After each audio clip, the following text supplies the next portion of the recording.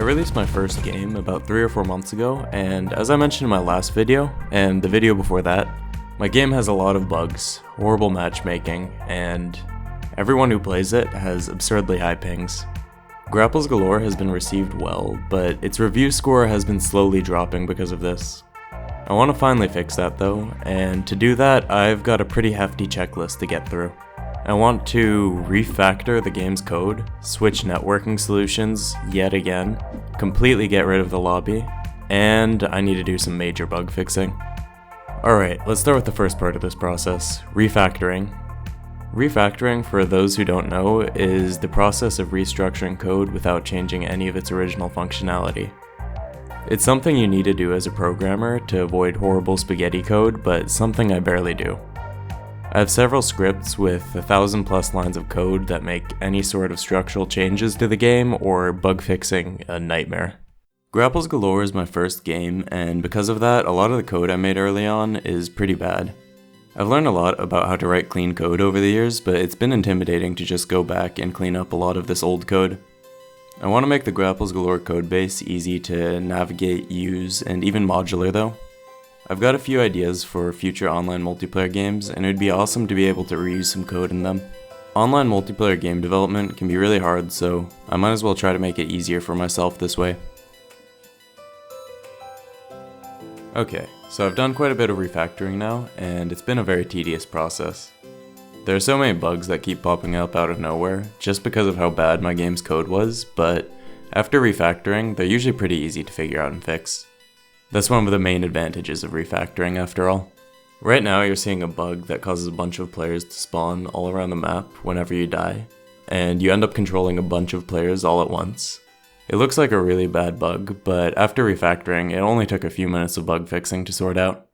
On top of refactoring, I also actually started the second thing I wanted to complete, which is switching networking solutions. My game has had super bad latency issues for a while now, so I want to try switching to a networking solution that's supposed to be better, called Fishnet. So far I'm really liking it. One of the things I'm most excited about after working on these two parts of the game, though, is that I think I finally fixed my game's biggest bug. This bug has been in the game since launch, so this is a huge relief. It's basically a bug that would sometimes cause you to be unable to join or host any lobbies without restarting your game first. Like half of my game's negative reviews come from this bug alone. I'm gonna make myself a cup of coffee though and get back to it. Alright, so I'm pretty much done switching networking solutions now, and I can already see big improvements in players' pings. I've also done most of the refactoring I hope to complete now.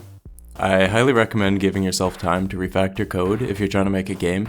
It may feel unproductive as it slows down your game's development, and it can also be quite boring, but long term it will go a long way and make expanding your game and bug fixing so much easier.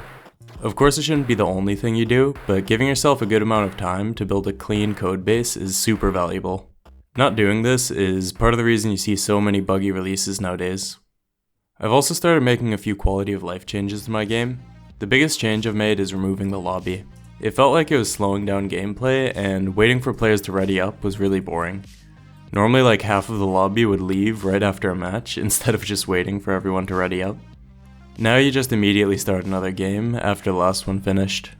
I'm really happy with this change, and after some playtesting with friends, they seem to really like this change as well. Because of this, I had to move the character customization and the match settings over to the main menu too. I also added a new map pool system, so the host defines a map pool, and every match a new map is randomly picked from this pool. It took some time to get the custom maps properly working with this, but it's pretty fun now that everything works.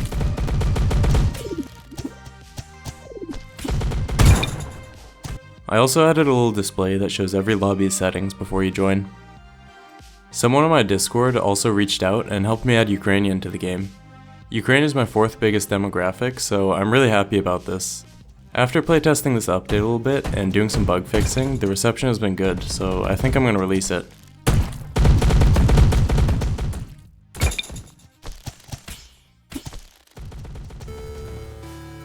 The release of this update was a little rocky at first. The game kept crashing when I released it, and I had to revert the update for a bit until I fixed the issue.